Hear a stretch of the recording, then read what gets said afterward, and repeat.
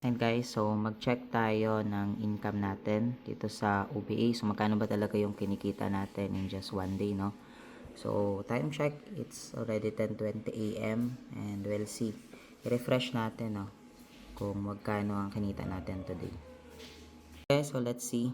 Lagay lang natin yung logins natin dito sa DTC, and then kanina may laman siya na 8,620 plus, no? So tignan natin ngayon kung magkano yung laman ng account natin. Yun, ayan, so kumita tayo ng almost 7,000 pesos in just one day.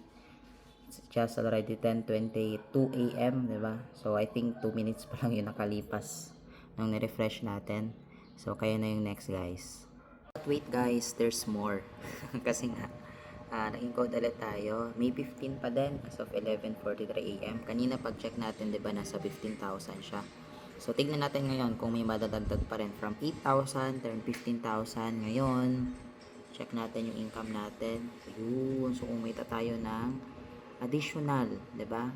Total income natin is 21,120 pesos. So kung minus mo 'yun sa 18,000, more or less, 'di ba, kumita tayo ng more than 12,000 pesos ngayong araw lang. So kaya na yung next, guys.